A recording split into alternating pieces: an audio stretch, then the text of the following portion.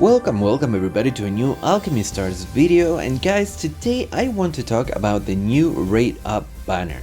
I want to go over all three characters that are going to be in this Rate Up banner for this week, and we're going to be talking about the 6-star Connolly, the 5 stars Hydrad and Regina. So I'm gonna go over their abilities, and I'm gonna try to tell you, give them a score, and I'm gonna tell you guys whether it's worth going for them or going for dupes even or not. So without further ado, let's just jump straight into it. First off, we have Connolly. Connolly is a water sniper with forest as her secondary type. She's a 6-star from Umbraton, and she's basically like the tentacle character for Alchemy Stars. So if you are into tentacle girls, Connolly is going to be probably your waifu here. So moving on, let's just go through her abilities first. So we have her active skill, Sonata of Abyss, and her active skill has a 5-turn cooldown and deals 400% damage to enemies within 3 surrounding clusters. Very standard for a sniper, but 5-turn cooldown is a lot. It's quite a lot. It's a lot. So then we have her chain skills. So all of her chain combos have an area of effect of 3 surrounding clusters. So chain combo 4 deals 155% damage to 2 enemies. Chain combo 9 deals 160 to 3 enemies, and chain combo 13 deals 165 to 4 enemies. Again, very standard, very normal for snipers. There's nothing really outstanding there. Then we have her equipment. So her equipment, Thorns of Torment, says that Connolly gains 1 stack of Shiver Mark when using a chain combo up to 5 stacks. Each stack increases active skill damage by 5%. Using an active skill inflicts fright on a number of enemies equivalent to the number of stacks for 1 round. Using the active skill clears all stacks. So, this is not the best, honestly. Because in order for you to get all 5 stacks, right, to get 25% extra damage on your active skill, which admittedly is a lot, it is a lot of extra damage, you need to land your chain combos every single turn during your first 5 turns in the match. That is a lot to ask, especially because her lowest chain combo is a 4-tile combo, so you need to grab 4 tiles, right, have her as captain, and grab 4 tiles for 5 turns, or grab 4 blue tiles for 5 turns. That is brutal. That is a lot to ask for. And I don't know. I don't really like this, honestly. And then it inflicts fright for 1 turn, which is, it can be handy sometimes. But you're probably going to be using your active skill as soon as it comes off cooldown. It's not going to be very impressive, her active skill, because it comes off cooldown on turn 5 when probably most of your enemies are already dead or almost dead. So that's one thing. And then so if they're dead or almost dead, fright is really not going to do anything. If anything, you don't want your enemies running away from you, right? You want them running towards you so that you can finish them off. So not the best equipment, honestly. So moving on, we have her ascensions. So her ascension 2 is a ascension 2. Yeah, I'm thinking of BTs. So her ascension 2 is a chain upgrade. It deals 165% damage to 4 enemies within 3 surrounding clusters, and she gains plus 5% chain combo damage per mark on a target, right? So this 165% to 3 surrounding clusters is her chain combo 13, and so her ascension 2 basically makes it so that she gains a damage boost on her chain combos, right, of 5% per mark. So basically, the more combos that you land, the more chain combos that you land over time, over several turns, the more damage that you will deal with more chain combos, right? So if you land a chain combo this turn, the next turn, if you land another chain combo, that other chain combo is going to deal more damage, and so on and so forth. So her Ascension 3 is an equipment upgrade and says gains 1 stack of Shiver Mark when using a chain combo up to 5 stacks. Each stack increases active skill damage by 20%. This is because this equipment is all the way up to 10, right? This is equipment 10. So that is quite a boost, right? From 5% to 20%, that is a lot, a huge boost, right? That is 100% boost on her active skills. So that is a lot. So getting her equipment to 10 is good, definitely. So using an active skill inflicts fright, blah blah blah, and then activating the active skill does not clear stacks. That is pretty much what her Ascension 3 does, is that her stacks don't go away, which is very, very nice, honestly, because otherwise you are going to deal, yes, a lot of damage on turn 5, but then the next turn that you are going to deal that amount of damage is going to be turn 10. So not great, right? And also the fact that her stacks don't go away means that you basically stack infinitely. You stack damage infinitely on your chain combos. So very nice. That's a very nice Ascension 3. Not gonna lie, it really does improve upon her equipment. So moving on, we have her BTs.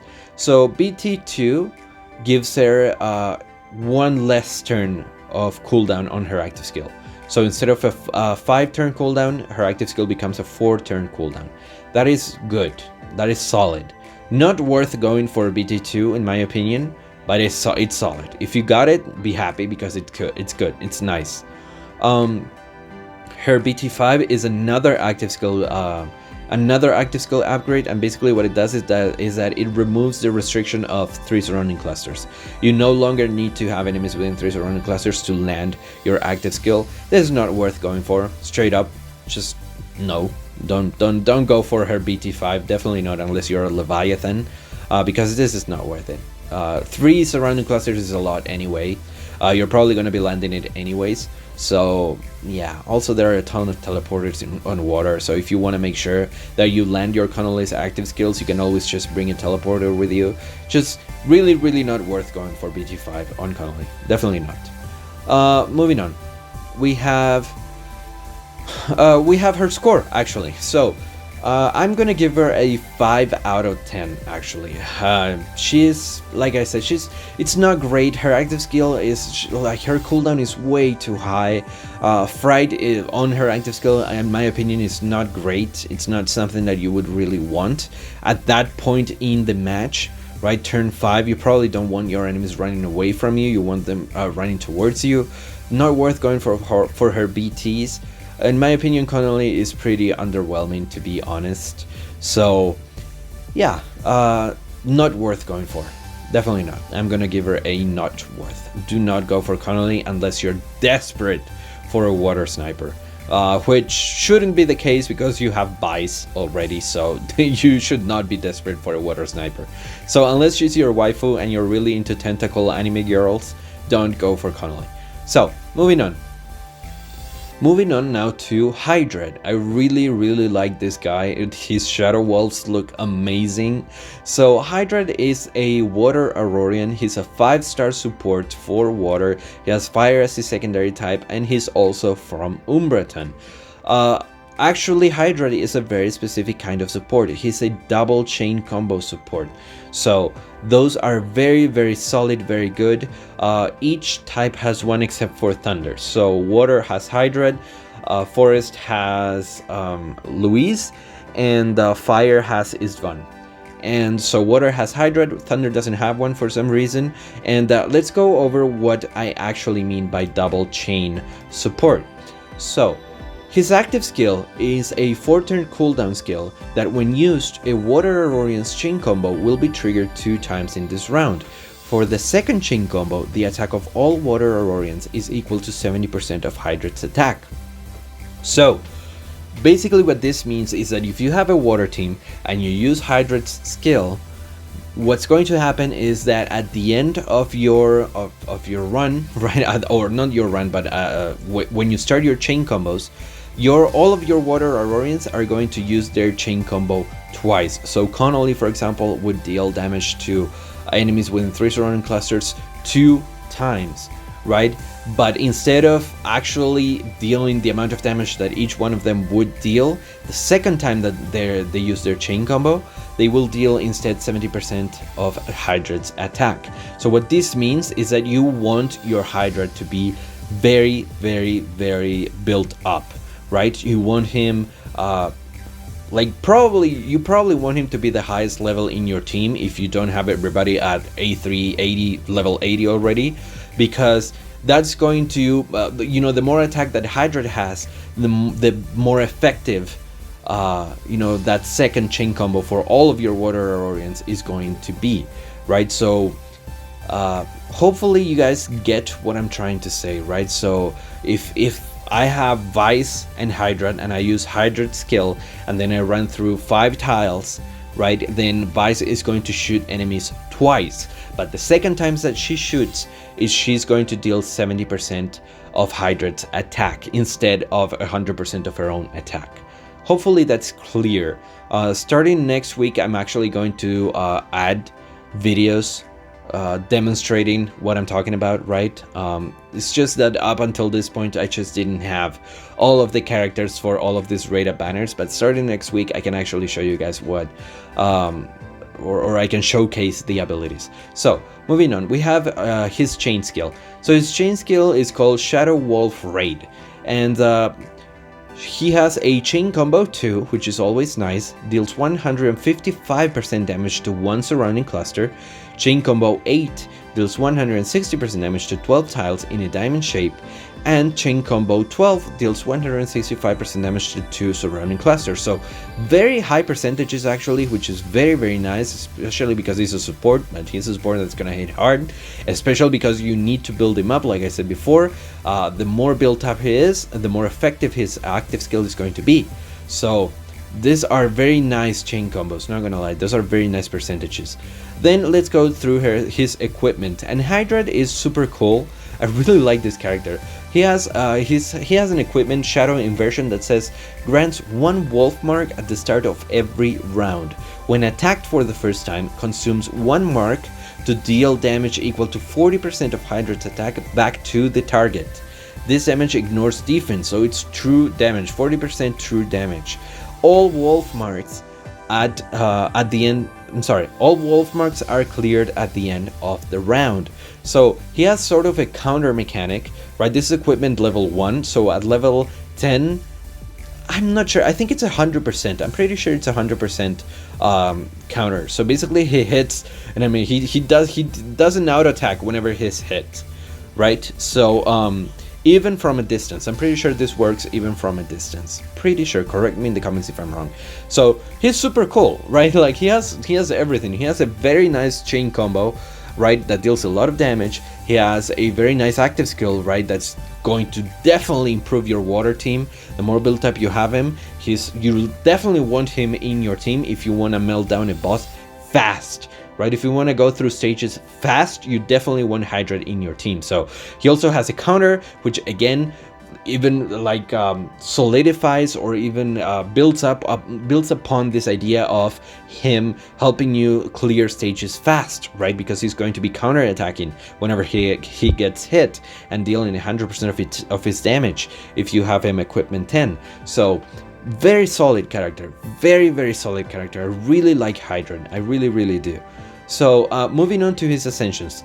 Ascension 2 is an equipment upgrade, and basically what it does is that wolf marks are not cleared at the end of the round, right?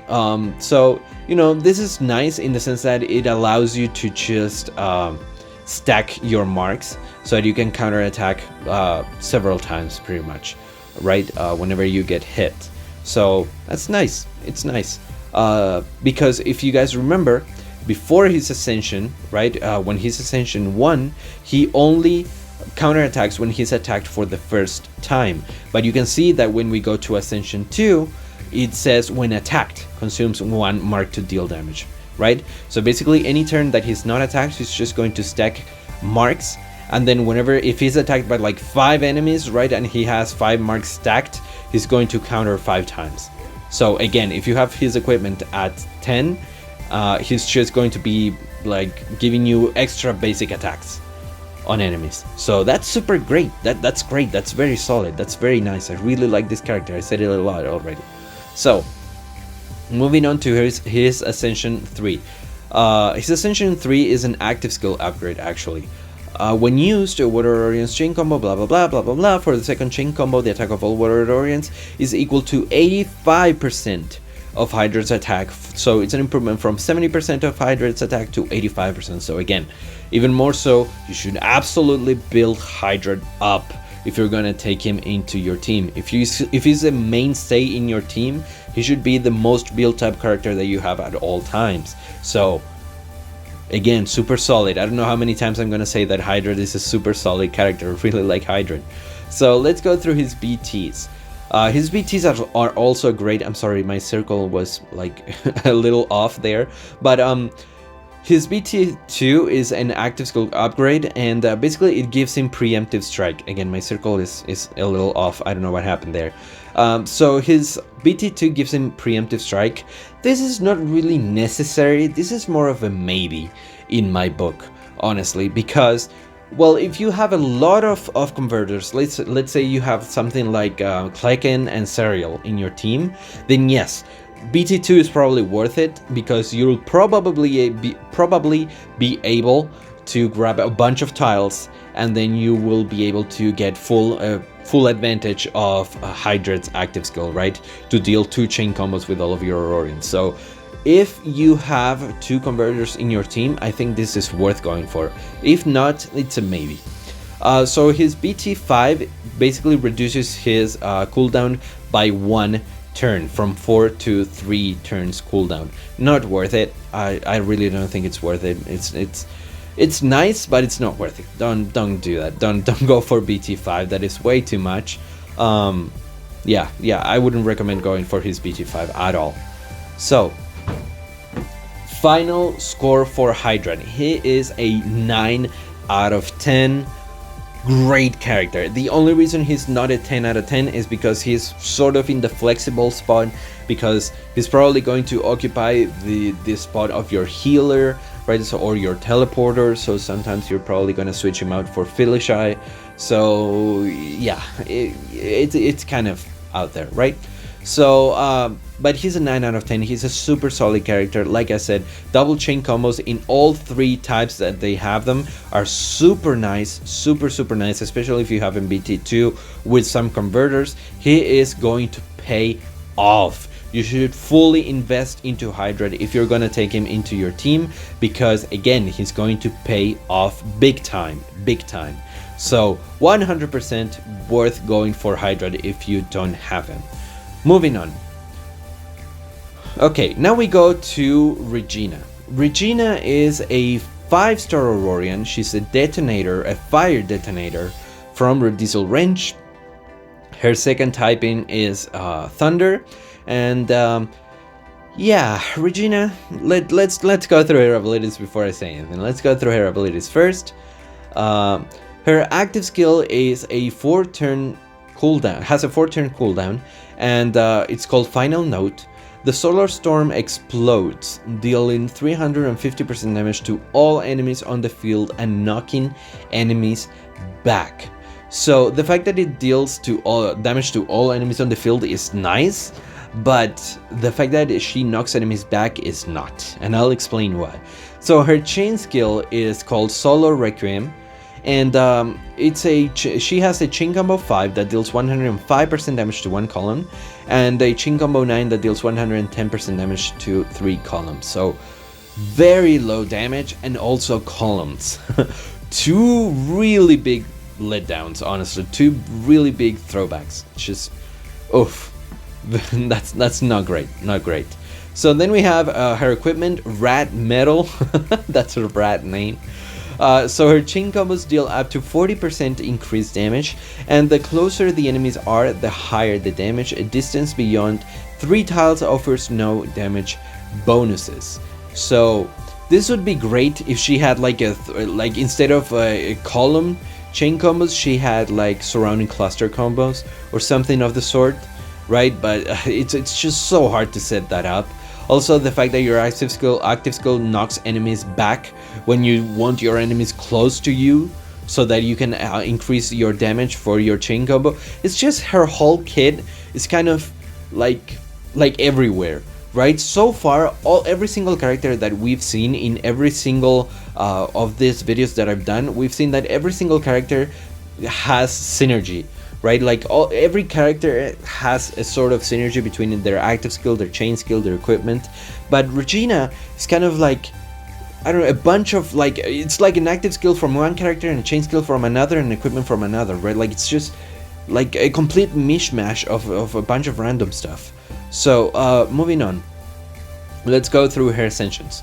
So her ascension 2 is an equipment upgrade, and basically it says the closer the enemies are, the higher the damage of active skills and chain combos. So basically this increases the it's a boost to your active skill, but again, you need to be very close to your enemies, like less than 3 surrounding less than 3 clusters close. So fine. Fine, it's fine, whatever. Then we have her Ascension 3. Her Ascension 3 gives her an extra chain combo 14 that deals 110% damage to 5 columns. 5 columns is a lot nicer for sure, but you know, her damage is still super low. You need to be close to your enemies so that you can increase that damage. You know, your active skill throws your enemies off instead of bringing them closer, so same thing. Moving on, we have her BTs. So her BT2, basically what it does is that it makes it so that all 3 of your chain combos require 1 less tile to proc. So instead of a 5, 9, and 14 chain combo, she has a 4, 8, and 13 chain combo. It's a nice thing to have, but definitely not worth going for BT2. Absolutely not. 100% not worth, I would say. Absolutely not. BT5 is an active skill upgrade, and basically what it does is a cooldown reducing upgrade. Basically, it's instead of 4 turn cooldown, it's a 3 turn cooldown. That's all it does. Not great. Absolutely not. Do not go for dupes for Regina. Absolutely not. Do not do that. It's not worth it whatsoever. And yeah, we're gonna end this video in a very sour note because Regina is absolutely not worth it. I gave her a 5 out of 10, but I should have given her more of a 3 out of 10, honestly. She's just, like I said, she just feels like a mishmash of a bunch of different characters that don't really go well together. You know, she really needs a fix on her abilities, all of them. Her equipment, her active skill, and her chain combo need to synergize a lot better for her to be a lot better. So you can use her if you're desperate for a detonator in your fire team. If you don't have Graham, Sinsa, Sharon, well, Jonah is a sniper, but if you don't have Graham, Sinsa, or Sharon, you can use her, right? But replace her as soon as possible.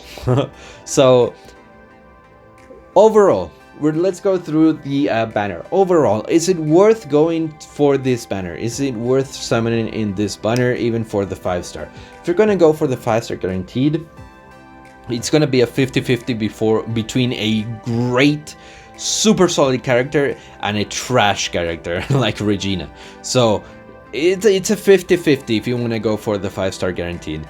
Absolutely not. Absolutely under no reason, for no reason whatsoever, ever go for Connolly.